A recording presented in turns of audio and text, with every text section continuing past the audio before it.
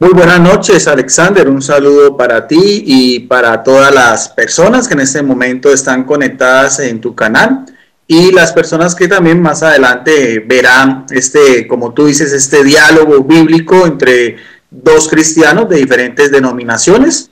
Tú representando, como tú ya sabemos, eres un apologista, escritor y defensor de la unicidad, y en el caso mío, como un teólogo católico, tengo credenciales de la Universidad Javeriana de Bogotá. Ya con el señor Alexander Serrano hemos hecho ya otros compartir, como lo dice él, siempre con el mismo respeto, con el mismo amor que nos debe unir a todos los cristianos, donde cada uno expone sus ideas de una manera respetuosa y con educación, porque eso es lo que debe distinguir a todos los que nos amamos, los que nos llamamos seguidores de Cristo Jesús. Con este tema, que ya lo había dicho el señor Alexander Serrato, entonces, no siendo más, decirles que también tengo un foro abierto, donde el cual el señor Alexander Serrano también puede publicar, se llama Debates Cristianos Católicos versus Otros Cristianos. Tiene ya más de 30.500 miembros. Todas las personas pueden publicar libremente de cualquier denominación sus posts, sus pensamientos o videos, y después también compartir lo pasaremos, como los dos pasados que hemos tenido ya, al propio canal de mi persona en YouTube, que se llama Videos Apologética Católica. No siendo más, bendiciones para todos y que sea del agrado de todas las personas que lo van a ver y que saquen sus propias conclusiones. Gracias, Alexander.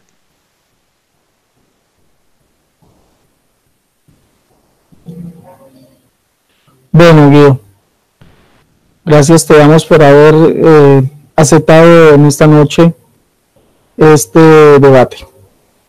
Bueno, el formato es de la siguiente manera: van a haber dos tiempos de 20 minutos cada uno para exponer sus ideas, y al final un tiempo de 2 minutos para despedida. Ese es el formato que siempre hemos llevado con Guido, en el cual nos une un gran respeto, y siempre que hemos debatido lo hemos hecho de la misma forma, y creo que han sido unos debates con altura. Guido, tienes tus primeros 20 minutos, por favor. Recordemos a la audiencia que el debate lleva como título: ¿es bíblico el sacerdocio católico? Guido, tienes tus primeros 20 minutos. Gracias, Alexander. Te quería pedir el favor, si me puedes, faltando unos 3 minutos, me puedes avisar, si eres tan amable, Alexander. Listo, Guido. Bueno, gracias. Bien, entonces, como siempre, en estos compartir de este tema específico sobre el sacerdocio católico, pues tenemos que buscar sus raíces en las Sagradas Escrituras. La fuente de la revelación divina que nos une a todas las confesiones cristianas es la palabra de Dios. Siempre en estos compartir utilizo Biblias en físico, me gusta utilizar Biblias en físico, a veces también con comentaristas bíblicos y diccionarios bíblicos, para darle una visión más amplia sobre el particular. En esta ocasión voy a utilizar esta Biblia. Es una Biblia, una de las mejores Biblias de ediciones católicas. Es la Nueva Biblia de Jerusalén, versión latinoamericana, de la editorial Desclée de Grove. Ahora bien, para entenderlo del sacerdocio, como es un tema bíblico, nosotros sabemos que todas las raíces están en el Antiguo Testamento, en la primera alianza. Todo el Antiguo Testamento es una prefigura, son también, por así decirlo, los primeros acontecimientos en el cual Dios, Yahvé o Jehová, se revela al pueblo de Israel y empieza a hacer una serie de alianzas, preparando el camino para la llegada de su único y verdadero Hijo, su unigénito Jesucristo, con el cual se hace una nueva alianza y con el cual reconocemos todos los que nos llamamos cristianos que es el único y eterno y gran sacerdote. No obstante, como esto es un compartir, voy a hacer en esta primera entrega una especie de síntesis sobre lo que era el sacerdocio en el Antiguo Testamento, sus diferentes funciones, sus diferentes grados, para después tener una idea más clara de lo que es el sacerdocio en el Nuevo Testamento y la forma como la Iglesia Católica ve ese sacerdocio ya en la alianza única y eterna, como decía yo, con Jesucristo, el Mesías, el ungido de Dios. Hay que tener en cuenta que si uno va a la palabra de Dios en el Antiguo Testamento, sobre todo en los 5 primeros libros de la Biblia, que se llama el Pentateuco, o lo que comúnmente conocen los judíos como la Torá, si vamos al libro del Éxodo, el segundo libro que aparece en lo que llaman los judíos la Taná, o el Antiguo Testamento, vamos al capítulo 29, en el verso 4 y 8, y vamos a encontrar una primera referencia de lo que es el sacerdocio. En el capítulo 9, verso del 4 al 8, dice así la palabra de Dios, hablando de un sacerdocio ya ministerial, que el mismo Yahvé le ordena a Moisés, dice, que consagrara a Aarón, mandarás a Aarón, el hermano de sangre de Moisés, de este gran caudillo y legislador judío, dice, mandarás que Aarón y sus hijos se acerquen a la entrada de la tienda del encuentro, que era el mismo tabernáculo, por así decirlo, donde estaba la presencia de Dios, la Shekinah de Dios, donde bajaba Dios y daba sus oráculos, en todo lo que fue esa travesía por el desierto de Sinaí durante 40 años. Entonces ahí vamos primero a la primera referencia que encontramos, va a Dios a consagrar a un hombre, en este caso sería Aarón y sus hijos, en un lugar muy especial, que en este caso sería la tienda del encuentro, donde los bañarás con agua, tomarás las vestiduras y vestirás a Aarón con la túnica, el manto del efod, que era, por así decirlo, unas vestiduras sacerdotales que lo distinguían como tal, el efod y el pectoral que ceñirás por la cinta del efod. O sea, eran las características que cualquier persona después puede mirar en internet, una lámina para mirar cómo era más o menos la forma como se recrean las vestiduras sacerdotales. Pondrás la tiara sobre su cabeza y sobre la tiara colocarás la diadema sagrada. Entonces tomarás el óleo de la unción y lo derramarás sobre su cabeza y así lo ungirás. Vemos que hay características especiales. Primero, unas personas que se van a consagrar en el sacerdocio, en este caso Aarón y sus hijos. Segundo, en un lugar especial que era la tienda del encuentro. Tercer lugar, van a tener unas vestiduras especiales, en este caso el efod y el pectoral con 12 piedras preciosas, y también va a haber una unción o va a haber una consagración especial, en este caso con óleo. Esas mismas características las vemos nosotros también que se han conservado en lo que es el sacerdocio católico. Siempre lo que uno ve un sacerdote, un obispo, ve también esas mismas vestiduras, la misma consagración con óleo y también sus ciertas funciones que lo distinguen del resto del pueblo. Harás igualmente que se acerquen sus hijos y los vestirás con túnicas. Ceñirás a Aarón y a sus hijos las fajas y les pondrás las mitras. A ellos le corresponderá el sacerdocio por decreto perpetuo, así vestirás a Aarón y a sus hijos. Vemos bien que es un sacerdocio perpetuo, o sea, un sacerdocio que imprime carácter y que va a tener la función de distinguir al pueblo judío en estas funciones especiales, de acuerdo a los sacrificios, los holocaustos, las oraciones y todo lo que tenía que ver con el culto sagrado. Pero vemos también en el mismo libro del Éxodo, unos capítulos anteriores, en el Éxodo, en el capítulo 19, en el verso 6, que también se habla de un sacerdocio que abarcaba también a toda la nación de Israel. Entonces vemos que hay dos clases de sacerdocios, dice en el verso 6. Será para mí, le está diciendo otra vez Yahvé o Jehová a Moisés con el pueblo judío o el pueblo hebreo, dice, serán para mí un reino de sacerdotes y una nación santa. Estas son las palabras que has de decir a los israelitas. Por así decirlo, es el único pueblo apartado de la antigüedad, el único pueblo con el cual Dios hace una alianza con Moisés, y por así decirlo ya el pueblo de Israel pasa a ser de su propiedad y se le dan estas dos características que dice aquí, una nación santa y un reino de sacerdotes, que cobijaría a todos los israelitas como tal. Pero vemos bien que entre todos los israelitas que salieron de la esclavitud en Egipto, el mismo Yahvé o Jehová, unos pasajes más adelante, consagraron y a sus hijos con unas funciones específicas, que es todo lo que nosotros podemos ver en el Antiguo Testamento. Ahora, hay otra referencia también que aparece en el libro de Isaías, uno de los libros proféticos, también hablando de un sacerdocio que cobijaría a todos los judíos, que aparece en el capítulo 61, verso 9 de Isaías 61, 6, perdón. Vamos entonces a de los libros proféticos, de los profetas mayores, Isaías 61, 6, porque quiero hacer anotación a una palabra clave que aparece aquí. Dice en el verso 6, y ustedes serán llamados sacerdotes de Yahvé, ministros de nuestro Dios se les llamará. Y aquí quiero hacer referencia no solamente al término sacerdote, que en griego es cohen, sino también a otro término que identifica a los sacerdotes, que es ministro, o el que hace las veces de, o el que delega de, o el que también ayuda a determinadas labores. Y la palabra ministro en hebreo es mesharet, en hebreo. Esa palabra va a aparecer después en el Nuevo Testamento, que lo voy a explicar en la segunda parte. Ya en cuanto a los diferentes grados, por así decirlo, los que en el pueblo de Israel estaban encargados de todo lo que era la labor sacerdotal, el culto y los sacrificios, vemos que habían como 3 grados o 3 jerarquías que distinguían los unos de los otros. En primer lugar, de menor a mayor teníamos a los levitas. Los levitas eran de las 12 tribus de Israel, eran los consagrados a Dios, así como la tribu de Judá eran lo que eran los reyes. Jesucristo no venía de la estirpe de David, sino venía de la estirpe de Judá, como lo dice el libro de Apocalipsis en el capítulo 5, verso 15. Y se identifica a Jesucristo es como el hijo de David, mesiánicamente hablando. Solamente lo vamos a ver en la segunda parte, en el libro de los Hebreos, es donde se habla de Jesucristo como sumo y eterno sacerdote. Jesucristo como tal fue un lego, fue un rabino, un maestro, un teólogo, por así decirlo, alguien que enseñaba lo que era la Torá o la Taná y que tenía sus discípulos y discutía con otros rabinos. Pero Jesucristo nunca cumplió funciones sacerdotales como tal, hablando pues propiamente lo que era la nación de Israel en aquel entonces. Los levitas, desde el Antiguo Testamento, no tenían un territorio propio. De todo el territorio que fue asignado cuando Josué entró a la tierra del Canaán, estaban distribuidos en diferentes regiones, y todos los demás israelitas daban un diezmo para el sostenimiento de estos hombres consagrados.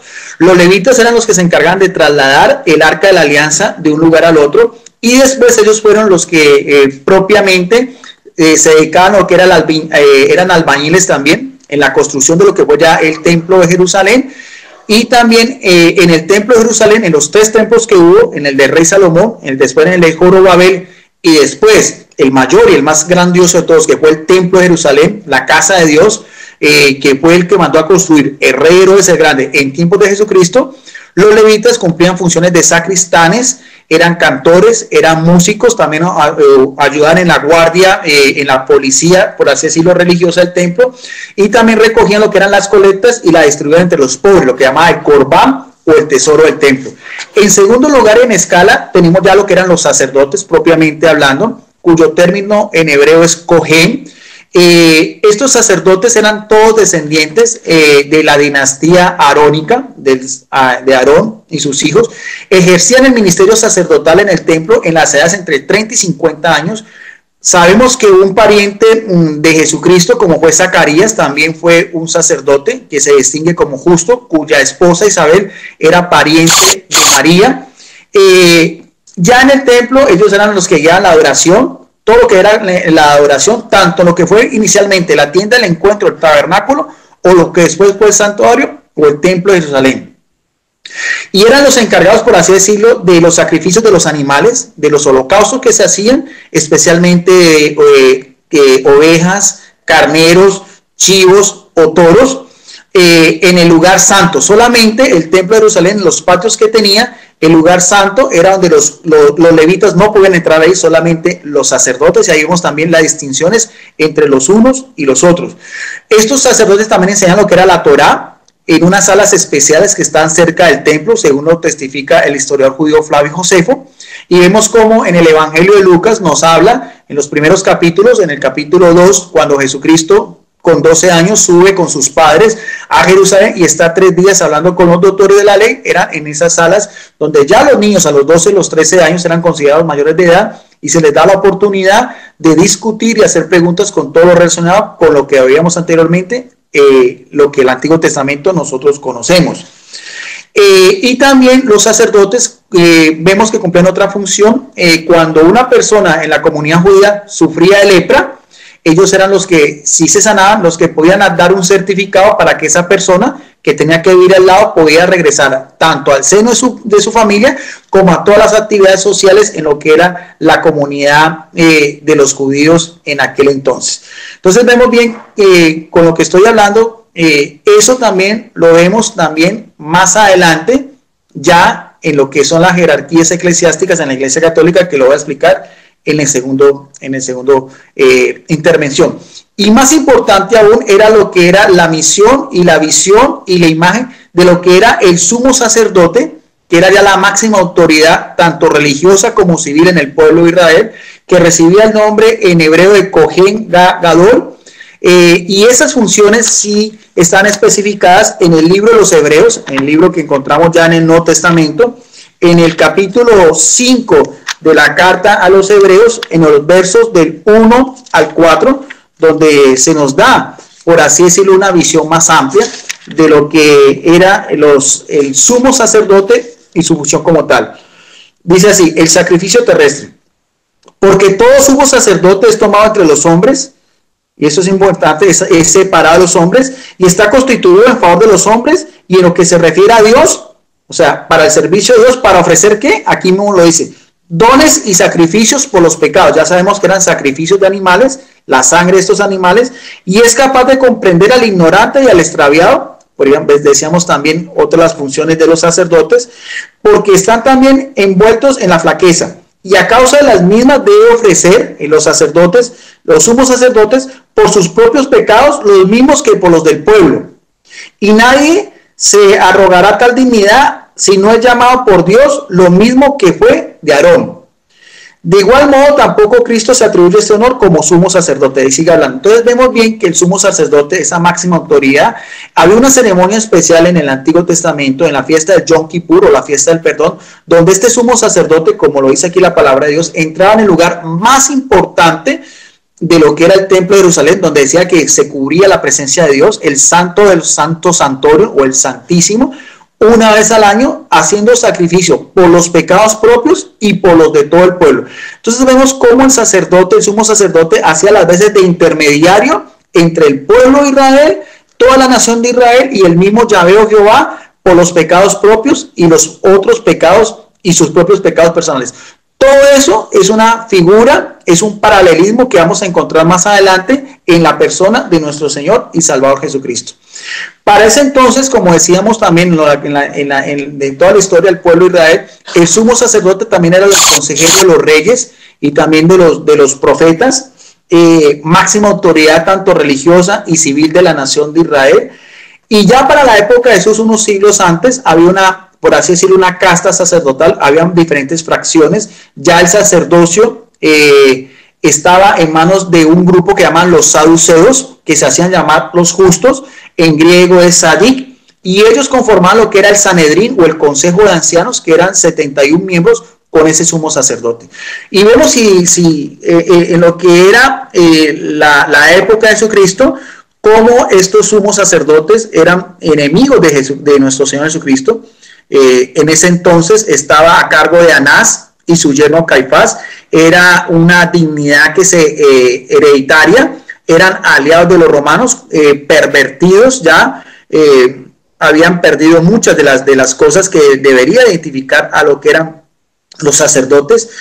Los mismos emperadores romanos los podían disponer de sus cargos, o sea que, por así decirlo, eran marionetas de la nación extranjera y politeísta del pueblo de Israel. De ahí todas las cuestiones que Jesucristo también con esos mismos saduceos discutía, y sobre todo dos episodios muy importantes en la vida de Jesucristo: lo que fue la expulsión de los mercaderes, que aparece tanto en el inicio de su ministerio público como al final.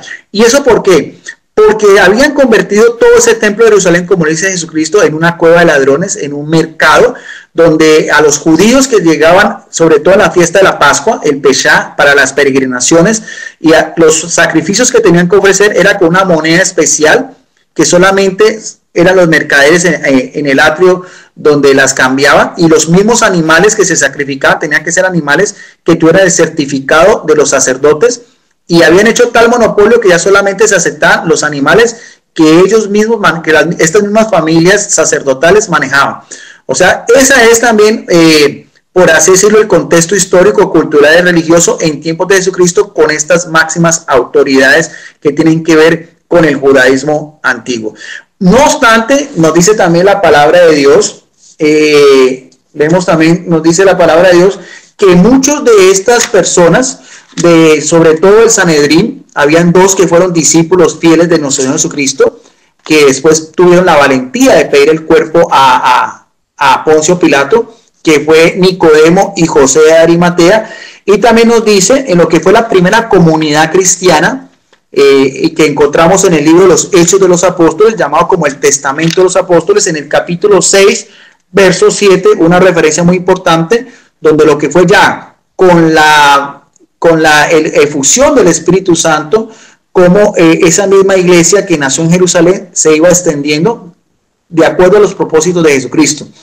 Y en esa iglesia también habían personajes de los que estamos hablando. Dice así la palabra de Dios en el verso 7. La palabra de Dios, o sea, el evangelio, la buena nueva, iba creciendo y el número de los discípulos, que ya aceptaba el cristianismo, se multiplicaba considerablemente en Jerusalén. Acordemos que Jerusalén tiene una connotación muy importante para el pueblo de Israel, capital religiosa y política, donde estaba también el templo de Jerusalén, el lugar de peregrinación, el lugar de culto, el lugar de los holocaustos, y donde también estaba, como decía anteriormente, el Consejo de Sanedrín, y también donde están las escuelas rabínicas, donde se estudiaba todo lo referente a las leyes, a la Torá, al Pentateuco, aunque esas escuelas sí están en cargo de los otros rivales de los fariseos, de los saduceos, que eran los fariseos. Ambos, tanto los saduceos como los fariseos, los unos en el templo y los fariseos en las sinagogas. Pero sigue siendo la palabra de Dios. Considerablemente en Jerusalén. Listo. También una gran multitud de sacerdotes iba aceptando la fe. Entonces vemos que en el Nuevo Testamento, la primera comunidad cristiana la conformaban no solamente hombres del pueblo, sino también algunos de los que eran el Sanedrín y algunos de los sacerdotes de ese sacerdocio antiguo que tiene ya claudica completamente con Jesucristo. Ya en la segunda parte voy a explicar, después de este recuento histórico, para centrarnos ya en el sacerdocio del Nuevo Testamento, lo que es más importante, que es ya la relación de Jesucristo con el sacerdocio en la Iglesia Católica. Entonces le damos paso a nuestro amigo, el conferencista y apologista Alexander Serrano, para que dé su primera intervención. Adelante, Alexander.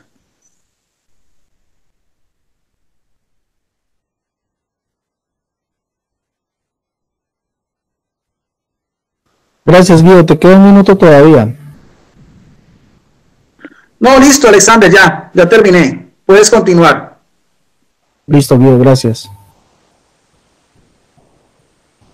Bueno, hemos escuchado al teólogo Guido Rojas darnos un paseo por el Antiguo Testamento. Ha escogido textos del Nuevo Testamento, como son Hechos 6, Hebreos 5, y nos ha nombrado sacerdotes que, perteneciendo o siendo sacerdotes, creyeron al Evangelio de Jesucristo y se añadieron a la Iglesia del Señor. Vemos que el teólogo Guido Rojas se ampara en esta figura para decir que el sacerdocio católico es bíblico. Bueno, aquí hay algo que diferenciar. Hemos escuchado a Guido hablarnos sobre el sacerdocio levítico, donde el Señor manda a Moisés que escoja a Aarón y sus hijos para tomar de ellos o hacer de ellos sus sacerdotes o sus sacerdotes. Consagración de Aarón y de sus hijos, dice Éxodo capítulo 29, esto es lo que les harás para congregarlos, para que sean mis sacerdotes. Toma un becerro de la vacada y 2 carneros sin defecto, y panes sin levadura y tortas sin levadura amasadas con aceite, y hojaldres sin levadura untadas con aceite. Les harás la flor de harina, las harás de flor de harina de trigo, y las pondrás en un canastillo, y en el canastillo las ofrecerás con el becerro y los 2 carneros. Bueno, dice, y tomarás las vestiduras y les vestirás a Aarón la túnica, el manto, el efod y el pectoral, y le ceñirás con el cinto del efod. El amigo Guido nos dice que así se visten hoy los sacerdotes. Entonces es verídico pensar, ¿sí?, que cuando uno mira a un sacerdote, el sacerdocio católico está emulando, está imitando al sacerdocio levítico. Entonces, cuando se visten de esta manera, como nos dice el amigo Guido Rojas, ellos están emulando, están imitando el sacerdocio levítico. Pero hay algo aquí que no cuadra, y no cuadra. ¿Por qué? Uno, el sacerdocio solamente es levítico, ¿sí? Es de la descendencia de Aarón y de sus hijos. Y si hoy vamos y le preguntamos a los sacerdotes y al sumo pontífice en Roma, como se le llama, de qué linaje es él, o de qué familia sacerdotal levítica procedía él, vemos claramente que no podrá darnos su linaje sacerdotal levítico. No podrá, por lo tanto, no pueden ser sacerdotes de Dios. Porque primeramente, aunque habrá algunos que sean judíos, pero no serán descendientes de la familia de los sacerdotes. Es más, la Biblia me declara hoy y nos dice que muchos días, óigame bien, muchos días, y no estoy mal, eso está en el libro del profeta Oseas, dice, muchos días estarán los hijos de Israel sin profeta, sin efod y sin sacerdocio. Muchos días. Y vemos que hasta el día de hoy no hay sacerdocio en Israel.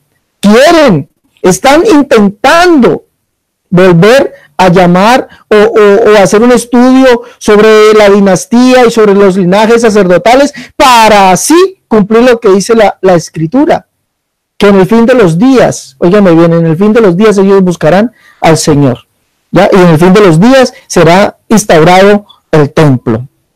Y si será instaurado el templo, será instaurado también el sacerdocio. Vemos también en Éxodo 40:15, vamos a leerlo. Dice Éxodo 29:9, dice, le ceñirás el cinto a Aarón y a sus hijos, y les atarás las tiaras, y tendrán el sacerdocio por derecho perpetuo, así consagrarás a Aarón y a sus hijos. O sea, el sacerdocio es solamente para ellos, Guido, no es para todo el mundo. No es para todo el mundo, el sacerdocio es solamente para ellos. Eso de 40:15 así no lo ratifica también. Y los ungirás como ungiste a su padre, y serán mis sacerdotes, y su unción les servirá por sacerdocio perpetuo por sus generaciones. O sea, solamente estas personas, por sus generaciones, ya, podría ser sacerdotes de Dios. Ahora, si hoy se levanta alguien diciendo que es sacerdote, pues le tengo también malas noticias. La Escritura me dice a mí que estas personas están bajo la ley, ¿sí? El sacerdocio está bajo la ley, fue instaurado bajo la ley, no bajo la gracia. No bajo la gracia. No vemos ningún texto en la Escritura que nos diga, que nos confirme, que nos enseñe, que nos argumente que en la iglesia ministraban sacerdotes. No hay ningún texto que diga eso. No hay ningún texto que diga que Pablo mandó al joven Timoteo, mandó al joven Tito a que constituyesen sacerdotes. Tampoco hay ningún texto. No hay ningún texto en las salutaciones de Pablo que Pablo diga saludo a los sacerdotes, presbíteros y diáconos. No hay ningún texto. No hay ningún texto en las despedidas de Pablo que diga que el Espíritu Santo instituyó a unos como sacerdotes para que apacentasen la iglesia de Dios. Tampoco existe ese texto. Entonces vemos que no, es imposible que bajo la gracia, como estamos hoy, como lo dice Pablo, que no estamos bajo la ley, sino bajo la gracia. Es más, Romanos capítulo 3:19, hablando de la ley, nos dice esto. Romanos capítulo 3, vamos a leer Romanos capítulo 3, verso 19. Romanos capítulo 3, verso 19. Vamos a leerlo. Recuerden que Pablo dice que el fin de la ley es Cristo. Eso está en Romanos capítulo 10, verso 4. Romanos 10, 4 nos dice, porque el fin de la ley es Cristo para justicia a todo aquel que cree. ¿Sí? Y esto del sacerdocio levítico fue dado bajo la ley, no fue dado bajo la gracia. Entonces, por lo tanto, aunque hubieron sacerdotes que creyeron al evangelio, mas no ministraron como sacerdotes en la iglesia. Eso no lo dice la Escritura. Ahora, Romanos capítulo 3, verso 19, mire lo que nos dice esta verdad tan grande. Dice, pero sabemos que todo lo que la ley dice, lo dice a los que están bajo la ley, para que toda boca se cierre y todo el mundo quede bajo el juicio de Dios. Ya que por las obras de la ley ningún ser humano será justificado delante de él, porque por medio de la ley es el conocimiento del pecado. O sea, lo que la ley dice, lo dice a los que están bajo la ley. O sea, ellos su sacerdocio. ¿Y será instaurado el sacerdocio en los tiempos finales? Sí, pero es para los que están bajo la ley. E Israel todavía vive bajo la ley. Ellos no están bajo la gracia. La iglesia sí está bajo la gracia, pero ellos no. Y nosotros que estamos bajo la gracia no podemos caer en la ley, y el sacerdocio es de la ley. Por lo tanto, por eso dice aquí, pero sabemos que todo lo que la ley dice, lo dice a los que están bajo la ley. Como ya leímos, el fin de la ley es Cristo a todo aquel que cree. Romanos capítulo 7, verso 4 dice, así también vosotros, hermanos míos, habéis muerto a la ley mediante el cuerpo de Cristo, para que seáis de otro, del que resucitó de los muertos, a fin de que llevemos frutos para Dios. Y Romanos 6:14 ratifica esto diciéndonos así. Porque el pecado no se enseñoreará de vosotros, pues no estáis bajo la ley, sino bajo la gracia. Hay una iglesia a la cual Pablo dice o insta a no caer en la ley, a no caer, le dice Pablo que si alguno solamente ofende a Dios no guardando un solo mandamiento de la ley, pues ya los desobedece a todos. Y esa iglesia es la iglesia de Galacia, que creyeron que circuncidándose ya habían o estaban agradando a Dios, y Pablo dice, de la gracia habéis caído. Cuando nosotros guardamos la ley, así sea cualquier punto de la ley, estamos, óigame bien, por fuera de la gracia.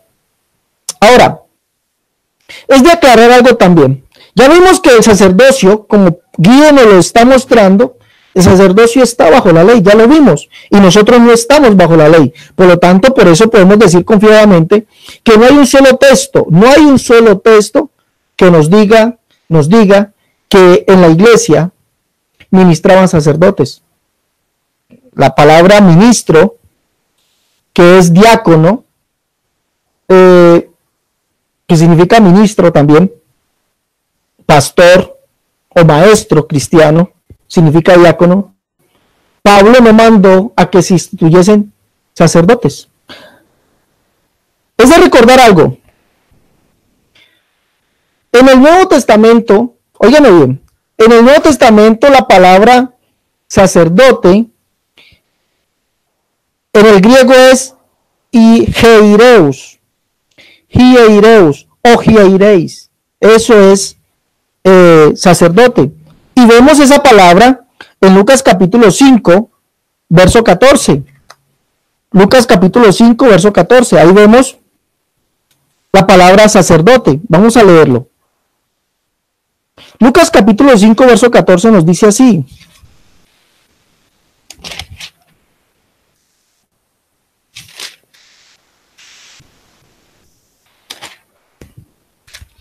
(5:14) dice, y él le mandó que no le dijese a nadie, sino ve, le dijo, muéstrate al sacerdote y ofrece para tu purificación, según mandó Moisés, para testimonio a ellos. Y también aparece en Lucas 6:4. Leamos. ¿Cómo entró en la casa de Dios y tomó los panes de la proposición, de los cuales no es lícito comer sino solo los sacerdotes?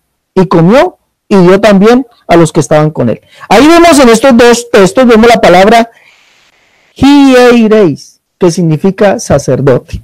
Eso significa la palabra sacerdote.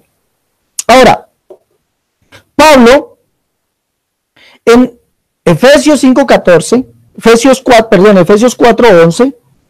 dice o habla de los ministerios en la iglesia. Y en esos ministerios no aparece, óigame bien, no aparece el ministerio sacerdotal. Vamos a leerlo, por favor. Vamos a leerlo. Efesios 4:11. Dice así, y él mismo, refiriéndose al Señor Jesús, constituyó a unos apóstoles. Óigame bien, apóstoles. Vamos a ver si tenemos tiempo.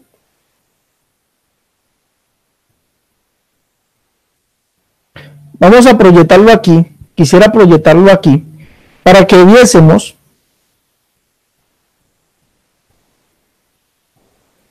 cómo aparece el vocablo sacerdote. Vamos a mirar, Efesios 4:11. Si aparece en Efesios 4:11, dice, Kai autos edoken, y él mismo, ya, constituyó tous men apostolos, o sea, y él mismo constituyó apóstoles. También dice aquí, y los profetas, mire, profetas, aquí está, este es profetas,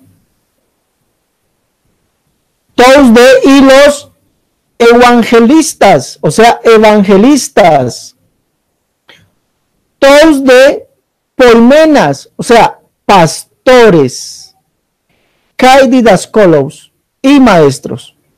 Vemos que en los ministerios que hay en la iglesia no aparece el ministerio sacerdotal, o sea, el ministerio hiereis, no aparece, aparece polmenas, pastores, apóstoles, profetas, evangelistas, pastores y maestros, ¿sí? Didascalos. Ahí aparecen esos ministerios. Pero vemos que por fuera de esos ministerios, óigame bien, por fuera de esos ministerios, ningún lado la escritura me dice a mí que hay hiereis, o sea, sacerdotes. No aparece eso en la escritura. No aparece. ¿Será que Pablo se equivocó? ¿Será que Pablo no supo? ¿Será que de pronto Pablo se le olvidó que era parte del ministerio de la iglesia de los sacerdotes? No aparece, porque hay apóstoles, hay profetas, hay evangelistas, hay pastores y hay maestros. ¿Qué pasó con los sacerdotes? Si leemos también, por ejemplo,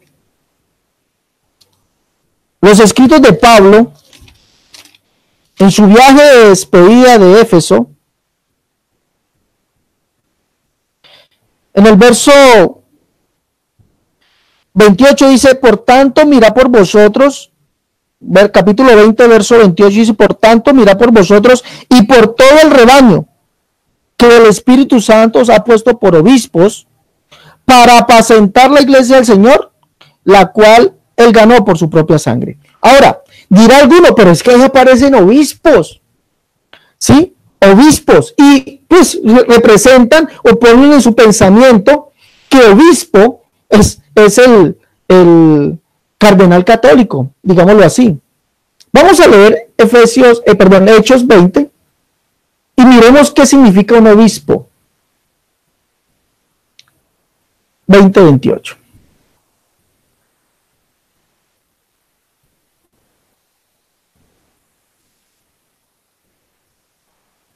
Dice aquí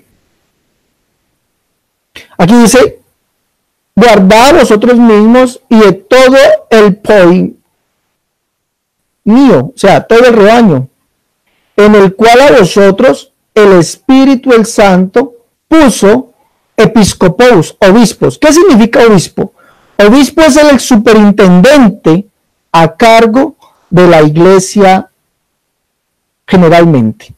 O sea, en los tiempos de Pablo había digámoslo así, un escalafón ministerial. Estaban los diáconos, que eran los pastores, estaban los ancianos, que eran los supervisores del área, y estaban los obispos, ¿sí? Estaban los obispos, que estaba por encima de ellos. O sea, entre obispos y ancianos cuidaban la iglesia de Jesús en general. Pablo dice, por ejemplo, en su carta a los filipenses, en su saludo, dice esto, vamos a ver. Dice así,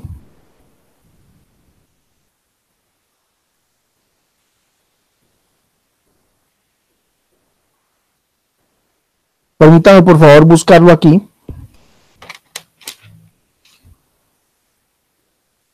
Dice así: Pablo y Timoteo, siervos de Jesucristo, a todos los santos en Cristo Jesús que están en Filipo, con los obispos y diáconos. Miremos qué es un diácono. Según etimológicamente, vamos a mirar Filipenses capítulo 1. Aquí está. Dice: Pablo y Timoteo, siervos de Cristo Jesús, a todos los santos en Cristo Jesús, a los que están en Filipos, con episcopoi, o sea, los obispos, los superintendentes y diáconos. Mire, diaconois, aquí está. ¿Qué significa diácono? Dice maestro o pastor. Maestro o pastor, ministro, servidor o siervo. Ese es un ministro, ese es un pastor. Entonces, la iglesia, Pablo la constituyó diáconos, ancianos y obispos. Pero el obispo no era un sacerdote como hoy se lo imaginan, no. Era un hombre común y corriente que tenía su mujer, ¿sí? Tenía sus hijos y estaba encargado de la iglesia del Señor en cierta área. El diácono era el pastor local de una iglesia. Eso eran estas personas. Bueno, hasta aquí mis 20 minutos. Vamos a darle tiempo a nuestro amigo Guido que siga con sus segundos 20 minutos.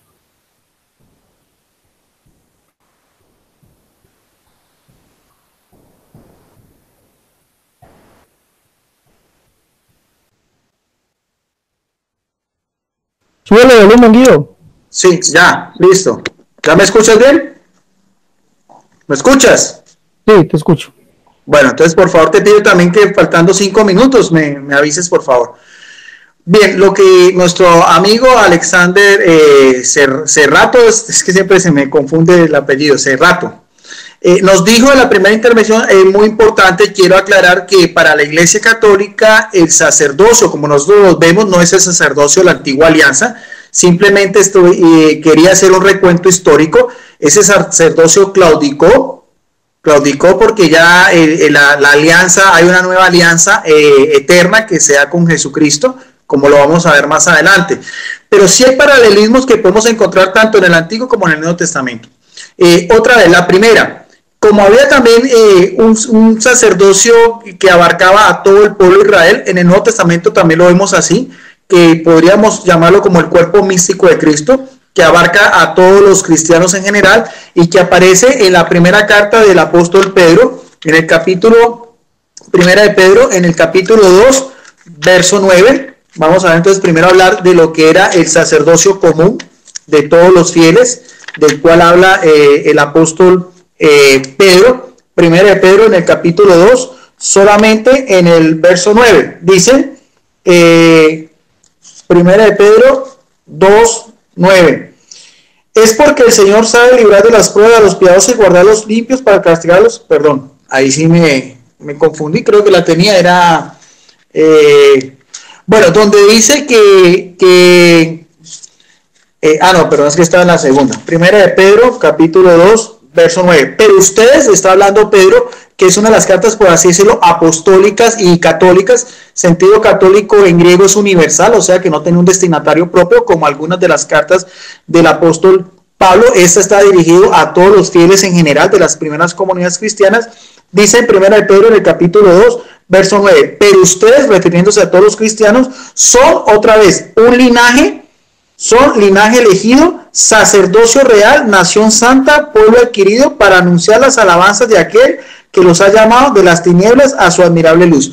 O sea que ya hay un nuevo pueblo, el cristianismo es un nuevo pueblo, es una nueva nación santa, es también un pueblo adquirido por la sangre de Jesucristo y también un linaje especial y un sacerdocio real. Entonces volvemos a ver el mismo paralelismo que encontramos en el Antiguo Testamento con lo que era el pueblo de Israel inicialmente, que aparece, como lo había dicho en la primera intervención, en Éxodo, en el capítulo 19, verso 6. Ahora, para la Iglesia Católica y basándonos en las Sagradas Escrituras, no hay un nuevo sacerdocio, sino que hay un único y verdadero sacerdocio que se da en la persona de nuestro Señor Jesucristo, como lo dice el autor de la carta a los Hebreos en el capítulo 9, verso del 11 al 15. Ahí vamos entonces a la carta a los Hebreos, capítulo 9, verso del 11 al 15. Dice: en cambio se presentó Cristo, lo mismo que Mesías en hebreo, el ungido o el consagrado, ¿como quién? Como sumo sacerdote. Vemos bien que esta función ya es solamente un prerrogativo propio de Jesucristo, de los bienes futuros a través de una tienda mayor, nuevamente, la misma tienda del encuentro que había en el Antiguo Testamento, una tienda mayor y más perfecta. Y sigue diciendo, no fabricado por manos de hombres, es decir, no es de este mundo. O sea que Jesucristo es un sumo sacerdote cuya tienda o santuario ya es lo que conocemos como el cielo. Por eso es que en Apocalipsis también se habla de la Jerusalén celestial, no fabricada por manos humanas. Y sigue diciendo, y penetró en este santuario una vez y para siempre, como sumo eterno sacerdote. ¿Por medio de qué? Sigue diciendo la palabra de Dios, todo ese paralelismo, no con la sangre de los machos cabríos ni de novillos, sino con su propia sangre. O sea que vemos aquí varias cosas. Primero, Jesucristo es el sumo sacerdote. Segundo, hay una nueva tienda, que ya es el cielo mismo, en el cual entra Jesucristo una vez, entra por medio de ese sacrificio, no los que hacían los judíos, todos los sacrificios que hacían tanto a las 9 como a las 3 de la tarde, sino un único y sacrificio eterno, su muerte redentora, la sangre que derramó en el Calvario cuando muere por la redención de toda la humanidad. Y sigue diciendo, consiguiendo con eso que una liberación definitiva, por la sangre de machos cabríos y de toros y la ceniza de una becerra, santificado con su aspersión a los contaminados, es orden a la purificación de la carne. Cuanto más, y esto es importante, dice en el verso 14, cuanto más la sangre de Cristo, que por el Espíritu Eterno, y aquí está también una relación de la Trinidad, vemos un personaje, Cristo, ¿por medio de quién? Por el Espíritu Eterno, que es el Espíritu Santo, se ofreció a sí mismo sin mancha, ¿a quién? A Dios. Ahí están las tres referencias. Purificada de las obras muertas de nuestra conciencia para rendir culto al Dios vivo. O sea, Jesucristo en el Nuevo Testamento se constituye como sumo sacerdote, hace una ofrenda agradable, un sacrificio que es su propia sangre, entra en ese santuario ya divino que es el cielo, redime a toda la humanidad una vez y para siempre, para darle ¿quién? Para dar ese sacrificio en favor de nosotros con Dios Padre. Esa misma alianza que se había roto desde el Antiguo Testamento, desde que Adán y Eva pecaron en el jardín del Edén. Por eso hubo necesario esa nueva redención y por eso es que a Jesucristo también se le conoce con el título de Hijo de Dios o Hijo del Hombre, como aparece en Daniel 7, 13, 14. Eso es muy claro para la Iglesia Católica. En la Iglesia Católica solamente reconocemos a Jesucristo como sumo y eterno sacerdote. Ahora, ¿cuál es la relación de los hombres? Jesucristo funda una iglesia humanamente hablando, divinamente Él es la cabeza, Él es el pastor, Él es la piedra angular, Él es el esposo, pero humanamente constituida por hombres como nuestro amigo Alexander Serrato así lo ha dicho, jerárquicamente, como había jerarquía también en el Antiguo Testamento, y vemos uno, ya que habla tanto en nuestro amigo Alexander del apóstol Pablo, donde dice que no hay ninguna referencia a lo que es ministerialmente hablando del sacerdocio, pero sí hay una cita bíblica, está en la carta a los Romanos, en el capítulo 15, verso 16, que lo estoy haciendo con esta Biblia católica, la versión latinoamericana de la Biblia de Jerusalén, pero que aparece también en cualquier otra versión. Entonces dice en el capítulo 15, verso 16, de ser para los gentiles, está hablando Pablo, a la comunidad cristiana de Roma, dice, él mismo, el apóstol a los gentiles o el apóstol a las naciones. Mire bien, muy importante la forma como Pablo se identifica, dice, de ser para los gentiles ministro, ¿de quién? De Cristo. Acordemos que ese término ministro de Cristo también se hacía referencia, como lo decía yo, en el Antiguo Testamento, en el libro de Isaías 61:6, y que también guarda una connotación con sacerdocio. Aquí aparece esa misma palabra ministro. Ahorita la vamos a explicar también en el griego. Dice ministro de Cristo, ¿quién es? Cristo Jesús. Ejerciendo ¿qué? Aquí dice el sagrado oficio. Vemos ese paralelismo con lo que se hacía en el templo, un sagrado oficio del Evangelio de Dios, para que la ofrenda, otra de las características que siempre había en las funciones del sacerdocio, una ofrenda, un ministro de los gentiles sea agradable y santificada por el Espíritu Santo.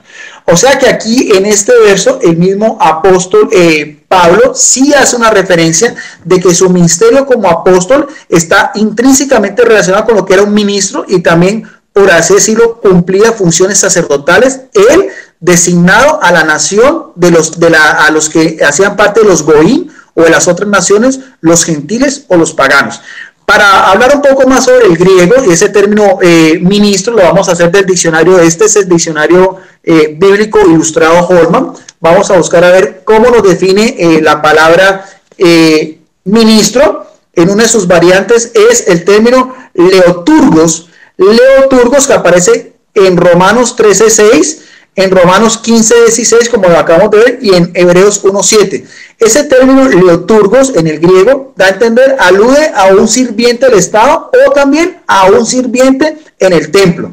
O sea que era alguien que servía en el templo, como lo habíamos visto anteriormente, que en el templo servían ¿quiénes? Los levitas, los sacerdotes, en este caso no Jesucristo, porque ya vimos el paralelismo en la carta de los Hebreos, donde Jesucristo es el sumo y eterno sacerdote.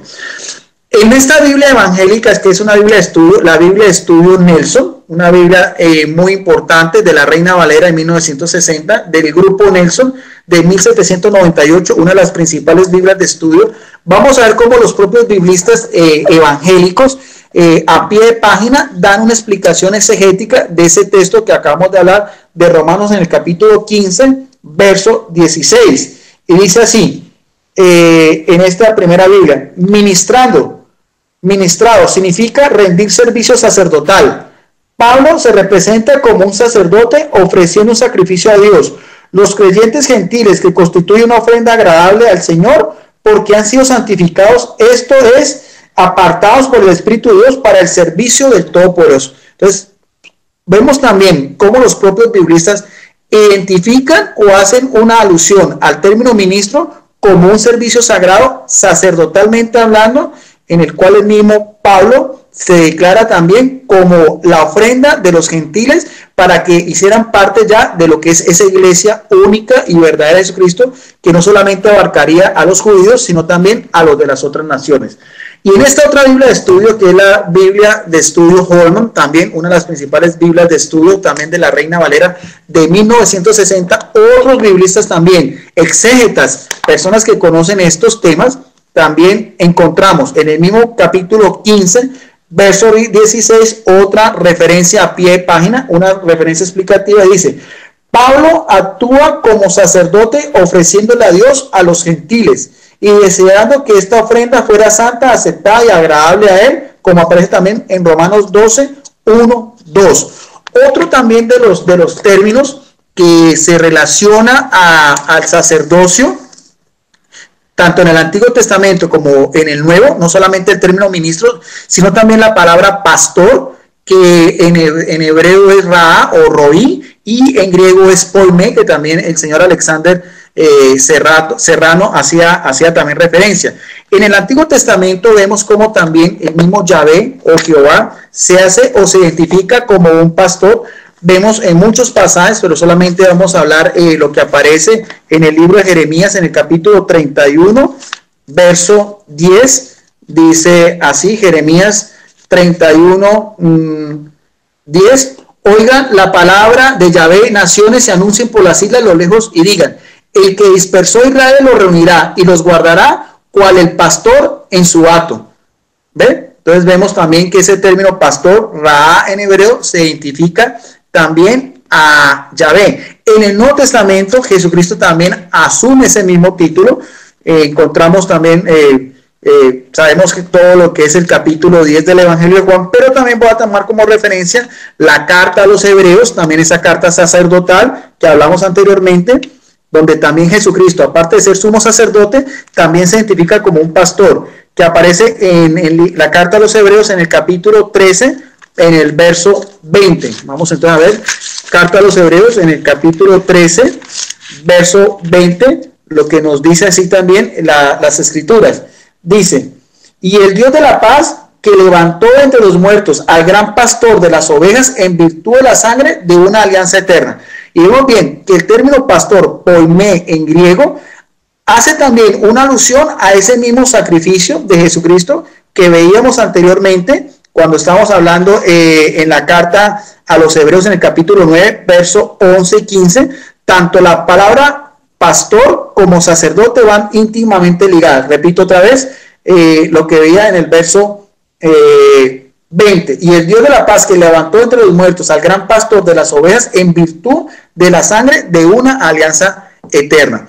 Ese mismo término lo utiliza Jesucristo para designar las labores que cumpliría el principal de los apóstoles, que para la Iglesia Católica es el sucesor de lo que hoy en día es el Papa Francisco, que fue el apóstol Pedro, como aparece en la Evangelio de Juan, en el capítulo, ya finalizando el Evangelio de Juan, en el capítulo 21, en los versos del 15 al 17, nos dice también la palabra de Dios, ya uno de los discursos finales de Jesucristo. Después de haber comido, dijo Jesús a Simón Pedro: Simón de Juan, ¿me ama más que esto? Le dijo él: sí, Señor, tú sabes que te quiero. Y le dijo Jesús: apacienta mis corderos. Vuelve a decirle por segunda vez: Simón de Juan, ¿me amas? Le dijo: sí, Señor, tú sabes que te quiero. Le dijo Jesús: apacienta a mis ovejas. Le dice por tercera vez: Simón de Juan, ¿me quieres? Se entristeció Pedro de que le preguntara por tercera vez: ¿me quieres? Y le dijo: Señor, tú lo sabes todo, tú sabes que te quiero. Y le dice Jesús: apacienta mis ovejas. Entonces vemos bien que ese oficio también de pastorear, que va íntimamente ligado a la palabra ministro, y que también era de las cosas que hacían, lo que vimos anteriormente, tanto el sacerdote como el sumo sacerdote, no solamente los sacrificios, sino también era enseñar, aconsejar, guiar y tener funciones de liderazgo. También vemos que ese mismo connotación no solamente lo asume Jesucristo, sino que lo delega, en este caso, al principal de los apóstoles, que es Pedro, y que también, como lo dice también el apóstol Pablo, lo asumirían también los líderes de la iglesia, como aparece ya en el libro de los Hechos de los Apóstoles, en el capítulo 20, que también hacía referencia nuestro amigo Alexander. Vamos a ver el mismo capítulo 20, en el verso 17 dice: desde Mileto envío a llamar a los presbíteros, a los ancianos que tenían cargo de importancia de la iglesia de Éfeso. Y ya en el verso, lo que es ya en el verso 28, da referente, hace una connotación importante. ¿Qué era la función de estos presbíteros de liderazgo? Dice también: tengan cuidado de ustedes de toda la grey, o sea, toda la grey, todo el rebaño. Vemos el mismo término poimé de pastor, en medio de la cual ha puesto el Espíritu Santo, que es el que santifica, el que guía a la iglesia de Pentecostés, como vigilantes. El término vigilante también relacionado con lo que eran los presbíteros y los episcopos, para pastorear la iglesia de Dios, que él adquirió con la sangre de su propio Hijo.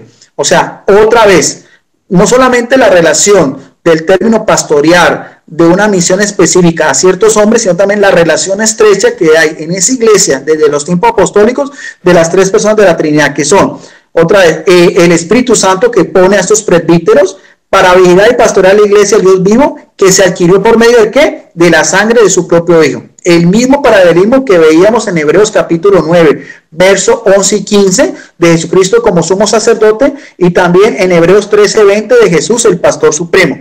Y sigue diciendo en el verso 29, yo sé que después de mi partida se introducirán entre ustedes lobos crueles que no perdonarán al rebaño. Entonces, ahí está también otra connotación de lo que era también funciones, por así decirlo, sacerdotales, ministeriales y el pastoreo de la iglesia ya constituida desde los propios inicios del cristianismo. Ahora, ya en cuanto a esta jerarquía eclesiástica, hay otras referencias de liderazgo. Una de esas, por ejemplo, lo que encontramos en la carta de Tito, una de las cartas ya pastorales que escribió el apóstol Pablo hacia el año 62, antes de su martirio en Roma, que la tradición cristiana lo fecha hacia el año 64. En Tito capítulo 1, versos 7 al 9 también nos da funciones específicas de lo que debían ser los episcopos como estos líderes en la iglesia. Dice, porque el episcopo como administrador de Dios, eso quiere decir el término episcopo, un administrador, un vigilante o un superintendente, debe ser irreprochable, no arrogante, no colérico, no bebedor, no violento, no da los negocios sucios, sino hospitalario, amigo del bien, sensato, justo, piadoso, dueño de sí. En el verso 9 da características especiales. Primero, lo que debe distinguir el perfil humanamente hablando y ético, y ya en el verso 9 las funciones como tal. Dice que esté adherido a la palabra fiel, conforme a la enseñanza para que sea capaz de exhortar, o sea, de enseñar, con la sana doctrina y refutar a los que contradicen. Ya los presbíteros también, funciones que cumplían los presbíteros, los episcopos, como decía nuestro amigo Alexander, era un liderazgo más a nivel regional, los presbíteros eran ya a nivel de ciudades o localidades concretas. En la carta también del apóstol Santiago, en el capítulo 5, versos del 14 al 15, dice también,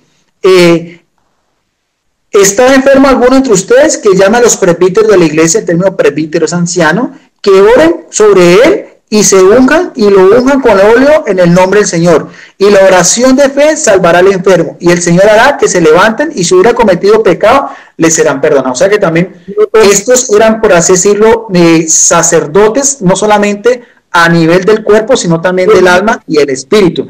Y de los diáconos o los servidores también aparece en el libro de los Hechos de los Apóstoles, en el capítulo 6, verso del 1 al 6, donde aparecen en primer lugar. Acordemos que diáconos no había en el Antiguo Testamento como tal, eso es una connotación que ya aparece en el Nuevo Testamento.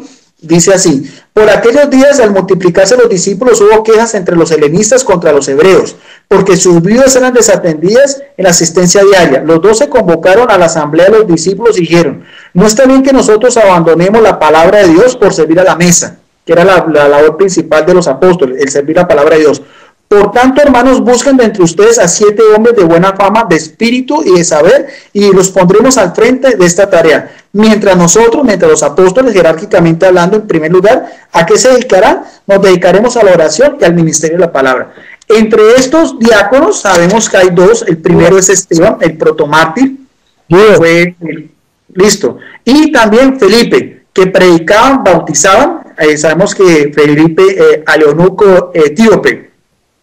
Los presbíteros también, ya vimos, cumplían funciones ministeriales, pastorales, administrativas y de maestros. Ahora, ¿qué podemos decir en la historia de la iglesia, ya después de los primeros siglos del cristianismo? Esta misma jerarquía que ha conservado todavía hoy en día la iglesia católica, hay constancias desde los primeros siglos, ya después de la época de los apóstoles, porque inicialmente se formaron dos grupos de cristianismo que conforman el pueblo de Dios. De la expresión latina Populus Dei, los primeros, la jerarquía eclesiástica propiamente hablando, obispos, presbíteros y diáconos, se les dio el nombre de clérigos, que quiere decir grupo elegido selecto, y el resto lo llamó laos, el término laos quiere decir pueblo, o seglares, que quiere decir del siglo. Más adelante, sobre la sucesión apostólica y la jerarquía que todavía se conserva hoy en día en la Iglesia Católica, está la lista de los obispos católicos de las principales iglesias, de las comunidades como en Roma, Jerusalén, Antioquía, Corintio, Alejandría, Éfeso, todas las cuales se remontan hasta los propios apóstoles. Al respecto, vamos a hablar de una descripción que hace uno de los padres de la iglesia, Tertuliano, quien vivió entre el año 160 al 230, quien confunde a los herejes ya que no pueden presentar a ningún apóstol como fundador de sus comunidades. En cambio, dice la iglesia católica que está en Esmirna, nos puede presentar a Policarpo, colocado por Juan. La de Roma, Clemente, el tercer obispo, ordenado por Pedro, y de que se conserva una carta a los Corintios, y de un modo semejante lo hacen las demás, con los que tienen por propagadores de la semilla apostólica, puestos en el episcopado por los apóstoles. Entonces, con eso demuestro yo, tanto bíblica como históricamente, que sí hay una nueva alianza. Jesucristo es el sumo eterno sacerdote, y ya los presbíteros, los episcopos en primer lugar, los presbíteros y diáconos cumplen funciones ministeriales, liturgos o también de pastores en relación a nuestro gran Dios y Salvador Jesucristo. Con eso entonces termino mi segunda intervención y vamos a ver también qué nos puede complementar nuestro amigo Alexander Cerrato. Adelante, Alexander. Gracias, Guido. Bueno,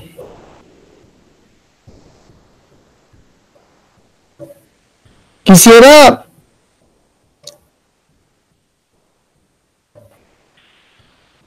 analizar un poquito lo que dice el amigo Guido, nos habla de lo que dice primera de Pedro 2:9, que nos dice así. Primera de Pedro 2:9. Y en esto basa el amigo Guido que nosotros, o basa el sacerdocio en el Nuevo Testamento. Dice: mas vosotros sois linaje escogido, real sacerdocio, nación santa, pueblo adquirido por Dios, para que anunciéis las virtudes de aquel que os llamó de las tinieblas a su luz admirable. Bueno, aquí hay un problema. Y el problema es que, según Guido, este texto confirma el sacerdocio en el Nuevo Testamento. Pero entonces, si Pedro está hablando de una carta universal, entonces eso indica que toda la iglesia somos sacerdotes. Y no solamente un solo hombre, porque esto es una carta universal. Entonces, en toda la iglesia, todos somos sacerdotes. ¿Sí? Y no solamente un hombre. Ahora, eso no es lo que Pedro está diciendo. Si leemos un poquito antes nomás, unos textos antes, miramos que por qué Pedro dice que somos real sacerdocio. Primero, sabiendo lo que dice la profecía, que el Señor llamará pueblo de él a un pueblo que no es su pueblo. Eso está, si no estoy mal, en el libro del profeta Isaías. Ya dice que llamará a un pueblo de él su pueblo. Y Pablo dice en la carta a los romanos, dice que con un pueblo extraño provocará a hacerlo su pueblo. ¿Sí? Y en ese comparar bíblico, por eso es que Pedro dice ya comparándolo con lo que era el real sacerdocio anteriormente, son las palabras que le dice el Señor al pueblo de Israel en eso, capítulo 19, versos 5 y 6, donde le dice: vosotros sois real sacerdocio, nación santa, pueblo de Dios. Entonces, Pedro, sabiendo eso y sabiendo el conocimiento de las profecías, por eso llama a la iglesia pueblo adquirido por Dios, nación santa y real sacerdocio. Pero mire, si entonces los sacerdotes sacrificaban sacrificios de animales, pero ya no dice que sacrifiquemos eso, nosotros como reales sacerdotes. Miren lo que dice, verso 4, del mismo 1 de Pedro 2. Acercaos a él, piedra viva, desechada ciertamente por los hombres, mas para Dios escogida y preciosa. Vosotros también, como piedras vivas, sed edificados como casa espiritual y sacerdocio santo, para ofrecer sacrificios espirituales aceptables a Dios por medio de Jesucristo. ¿Sí? Es que nosotros tenemos que ofrecer esos sacrificios de labios, ¿ya? Sacrificios verdaderos, sacrificios de obediencia, y eso lo ratifica Hebreos capítulo 13, verso 15. Entonces no se refiere que está hablando de un sacerdocio, como dice el amigo Guido, para argumentar que ahí está el sacerdocio en el nuevo pacto. No, está hablando es que nosotros somos real sacerdocio, es para ofrecer sacrificios espirituales. Y por lo tanto no puede ser que esté hablando de un sacerdote específico, porque si no toda la iglesia serían sacerdotes. Y yo me imagino, Guido, que en toda su iglesia no todos son sacerdotes. Hebreos capítulo 13, verso 15 dice: así que ofrezcamos siempre a Dios, por medio de él, sacrificio de alabanza, es decir, fruto de labios que confiesen su nombre. Ese es el sacrificio que nosotros, como real sacerdocio, ofrecemos a Dios. A ese sacerdocio es que se refiere, Guido. No al sacerdocio católico. No hay que equivocarse. Bueno, usted me habla de Romanos capítulo 16, Romanos 15, 16, que dice así. Usted dice que Pablo aquí está hablando del oficio sacerdotal para ser ministro de Jesucristo a los gentiles, ministrando el evangelio de Dios para que los gentiles les sean ofrenda agradable, santificada por el Espíritu Santo. Vamos a poner esto aquí en pantalla y vamos a analizar algo. usted me dice o me habla, vamos a mirar aquí, Romanos 16, Romanos 15, verso 16.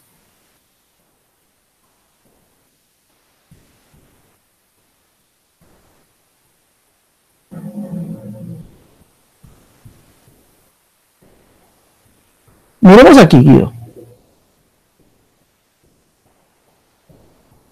Ok. 16. Dice, para ser yo, leiturgon, o sea, servidor, ministrador, ministro, funcionario del templo o del evangelio. Que yo sepa, Pablo no era funcionario del templo. Aquí hay dos especificaciones, dos formas con que usted quiere o pueda mirar a qué se refiere. Funcionario del templo o del evangelio. Mire, ahí hay esta palabra separa o esta letra o del evangelio. Funcionario del templo o del evangelio. Pablo no era funcionario del templo. Era un ministro, sí. Un ministrador o un servidor de quién, como él mismo lo dice, ya ministro de Cristo o servidor de Cristo Jesús para los gentiles. ¿Sí? Ahora, mire, según su forma de comparar la escritura o la palabra, entonces sería lo mismo de hablar de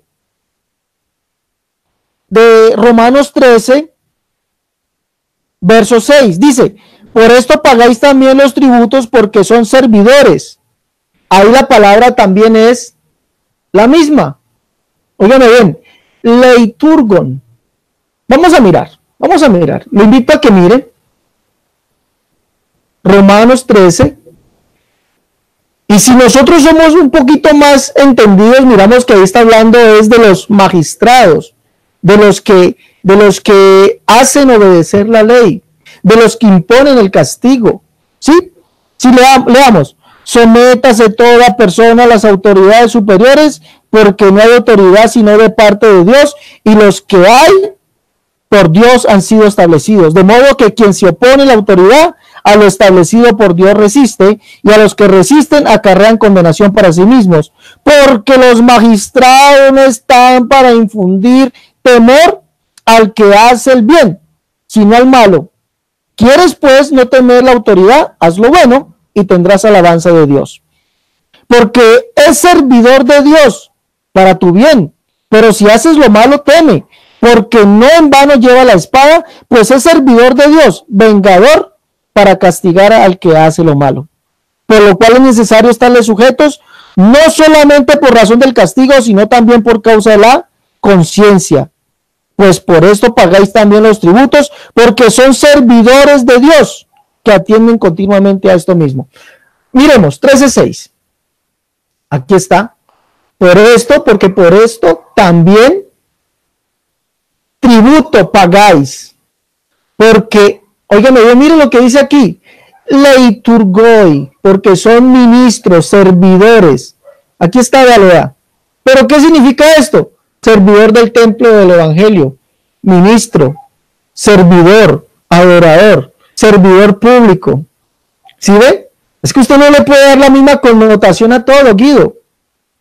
La palabra lleva su significado dependiendo del contexto. Pablo era ministro del evangelio, no ministro del templo. Pablo era ministro de la gracia, no ministro de la ley. Por lo tanto, usted no puede comparar que Pablo estaba haciendo las veces de un sacerdote. Porque Pablo nunca dice ser sacerdote.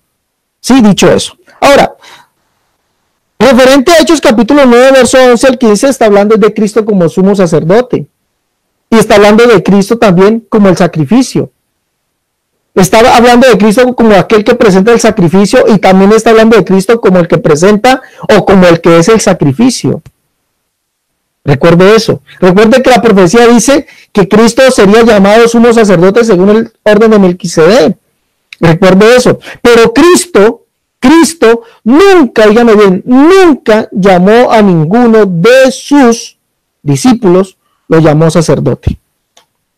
No hay un texto, no lo hay. Es más, el texto que usted me acaba de decir o me acaba de dar y que dando un paralelismo, no va al lugar. ¿Por qué? Porque la misma palabra significa servidor.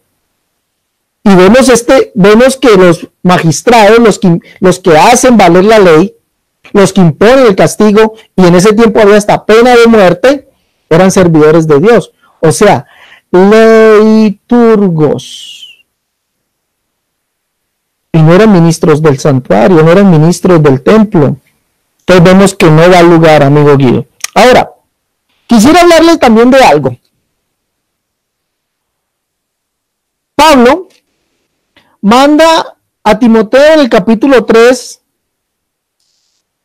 de el requisito de los obispos. Mire, palabra fiel, si alguno anhela obispado, buena obra desea. Y está hablando de los obispos. Cosa que usted hace un paralelismo con los de hoy. Quisiera mostrarle aquí algo. No puede ser tampoco que usted me hable de un paralelismo, porque estos obispos eran casados. Y hoy vemos que sus obispos no lo son. Primera de Timoteo capítulo 3, recordemos que el Señor dice, o Pablo dice, en su carta a los Efesios, que hay un orden ministerial. Pero Pablo dice que primeramente el Señor mismo constituyó a unos apóstoles, profetas, pastores, maestros y evangelistas. Pero en ningún momento vemos el término hiereis, que significa sacerdote. No está ese texto. Ahora, Pablo dice en su carta, el requisito que le da a Timoteo, le dice, palabra fiel, si alguno anhela obispado, buena obra desea. Porque es necesario que el obispo sea irreprensible, obispo. Vamos a mirar la palabra obispo aquí. Debe ser episcopo. Capítulo 3, verso 2, dice, es necesario entonces que el episcopo, aquí está, ¿vale? Obispo, que es el superintendente, ¿sí? Dice, es necesario que el obispo sea irreprensible, marido de una sola mujer, sobrio, prudente, decoroso, hospedador, apto para enseñar. Entonces Pablo no puede estar hablando del obispo que usted tiene hoy. Pablo no puede estar hablando porque su obispo no es casado. Su obispo no tiene hijos, y este obispo tenía hijos. Dice, no dado al vino, no pendenciero, no contencioso de ganancias deshonestas, sino amable, apacible, no ahora, que gobierne bien su casa, que tenga a sus hijos en sujeción con toda honestidad. No puede ser episcopo, o episcopón, no puede ser el obispo de hoy, porque este obispo tenía esposa y tenía hijos. ¿Sí? No puede ser, porque vemos y sabemos que los obispos de la Iglesia Católica no tienen esposa y pues no deben tener hijos, no deben tener esposa, se les exige el celibato. Entonces no hay ninguna concordancia con esto, no es relevante lo que usted está hablando sobre esto. Ahora, vemos que el orden, Pablo dice y manda a Timoteo también, dice aquí, como te rogué que te quedases en Éfeso cuando fui a Macedonia para que mandases a algunos que no enseñasen doctrina diferente. Pablo manda a Timoteo que también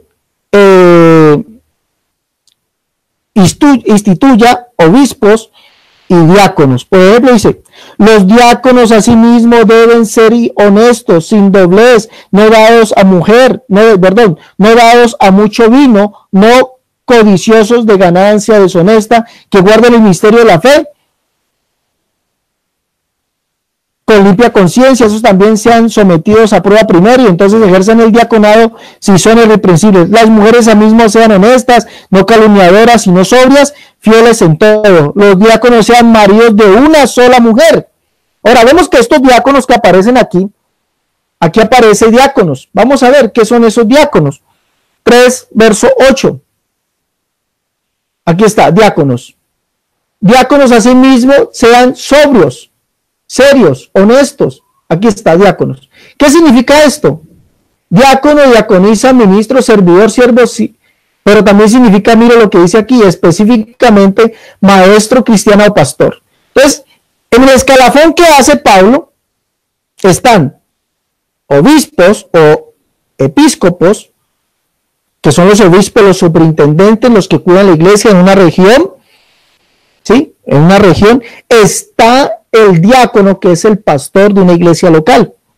Pero esto no queda solamente allí. Aquí dice también las mujeres mismo sean honestas, no calumniadoras, sino sobrias, fieles en todo. O sea, las diaconisas, las pastoras, y vemos que en la Iglesia Católica no hay pastoras, no hay diaconisas, no hay pastoras, dado el término que Pablo habla. Y es más, le digo, Tito, Pablo, Timoteo eran diáconos de Jesucristo, y eso lo dice la Escritura, ¿ya? Diáconos, o sea, pastores. Ahora, miremos algo. En la carta a Tito, dice Pablo, requisito de ancianos y obispos, por esta causa te dejé en Creta para que corrigiese lo deficiente y establecieses ancianos en cada ciudad, así como yo te mandé. El que fuera irreprensible, marido de una sola mujer y tenga hijos creyentes que no estén acusados de disolución ni de rebeldía, porque es necesario que el obispo sea irreprensible como administrador de Dios, no soberbio, no iracundo, no dado al vino, no pendenciero, no codicioso de ganancias deshonestas. Entonces vemos que hay obispos y ancianos o presbíteros. Miremos qué significa presbítero. Vamos al libro de Tito o a la carta de Tito. Miremos. Tito, capítulo 1, verso 5.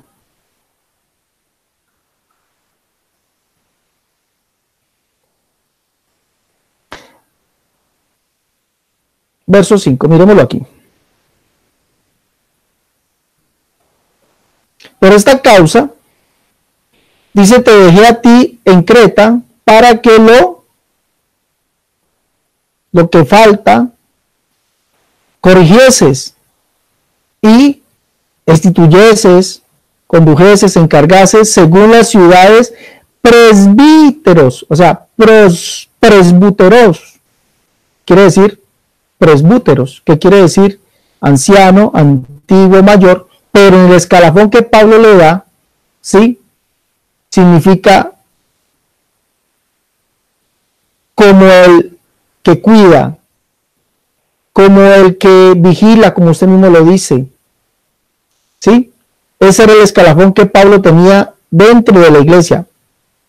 Diáconos, presbíteros y obispos, ¿sí? Bueno, entonces vemos que aquí dice, habla de presbíteros como yo a ti mandé. Si alguno es irreprensible, marido de una sola mujer, mire, marido de una sola mujer, ¿sí? Entonces vemos que es muy diferente lo que usted nos dice o lo que usted nos habla a lo que es hoy el sacerdocio.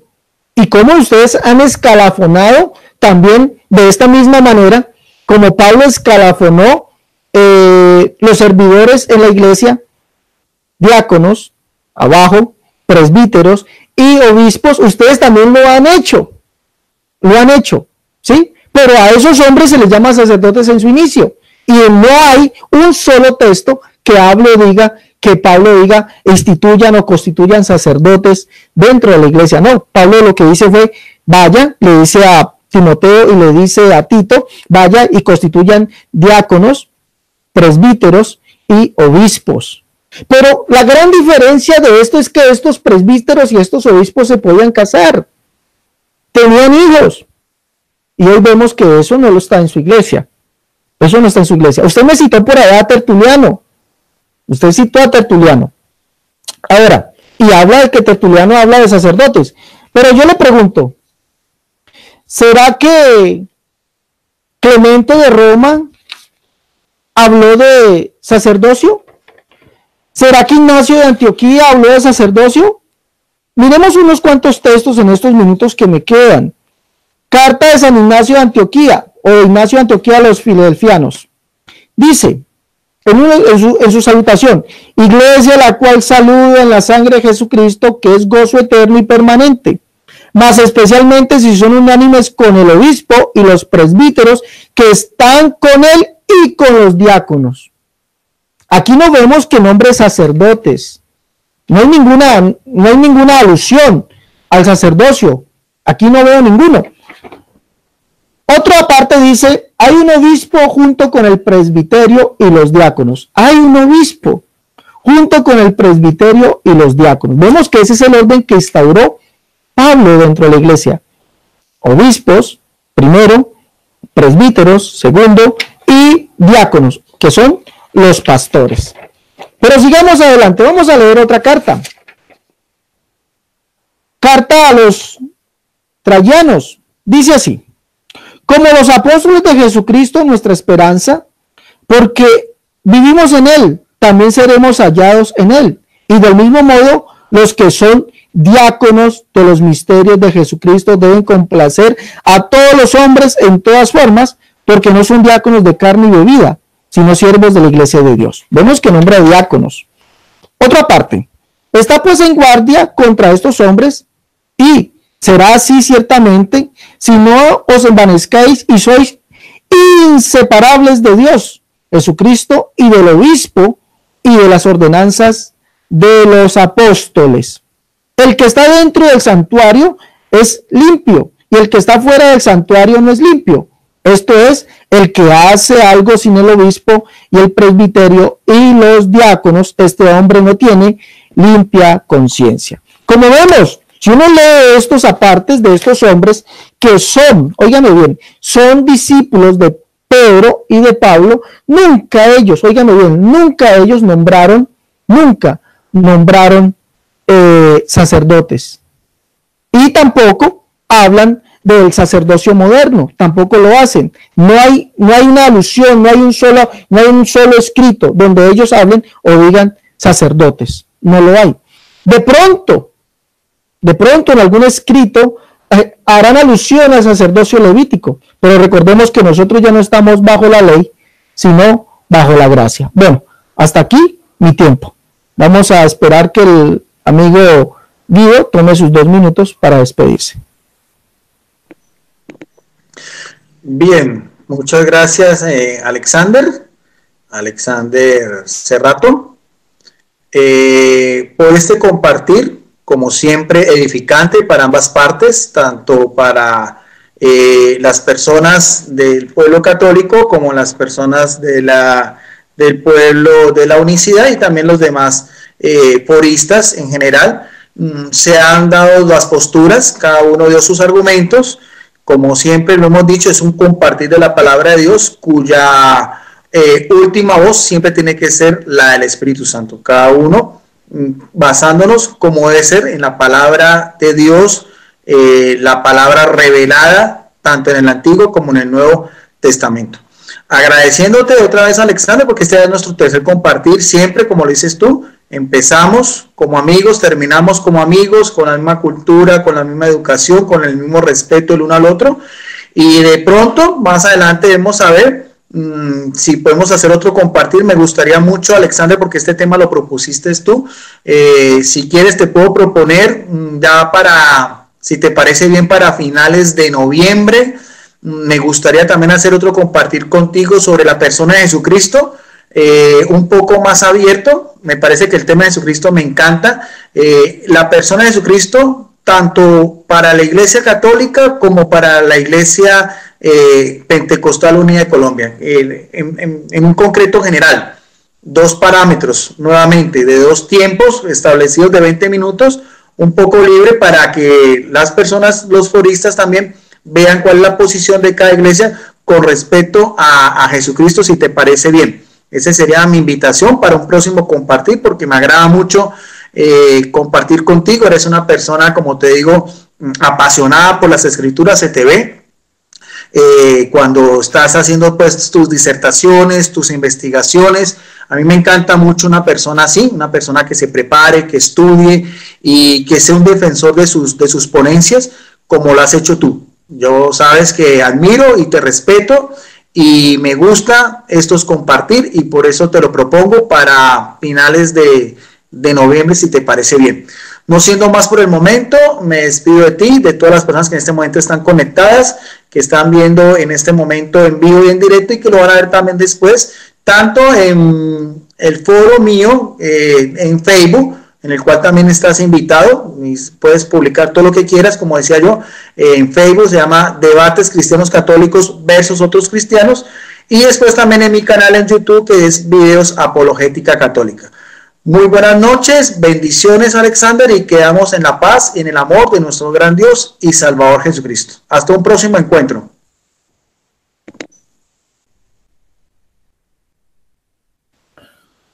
Bueno, Guido, no, agradeciéndote a ti también por haber tenido la deferencia de aceptar este debate. Agradecemos a todos los foristas, a todos los que han estado en sintonía de este programa. Y como dice Guido, pues cada uno tomará en cuenta lo que dicen las escrituras. Esa es la única autoridad que hay. La escritura nos dice que la palabra de Dios es la única que tiene poder de transformar al hombre. No hay más. Entonces ustedes analizarán cada uno de los argumentos, el de Guido y el mío. Guido, no, de mi parte, como siempre te digo, acepto compartir contigo ese tema. Me parece un tema muy bueno. Pues veo que es un tema libre y no me parece muy bien, y entonces quedamos así para finales de noviembre. Para todos, un agradecimiento inmenso, y le doy las gracias a todos los que estuvieron en sintonía de este debate titulado ¿Es bíblico el sacerdocio católico? Agradecemos a Guido Rojas, el teólogo trinitario Guido Rojas, por haber tenido la deferencia de estar con nosotros en esta noche compartiéndonos sus conocimientos. Y a todos ustedes, la gracia del Señor Jesucristo esté con cada uno de ustedes, y nos vemos en una próxima emisión de este su canal Pentecostal, la única verdad de Dios. Dios les bendiga a todos.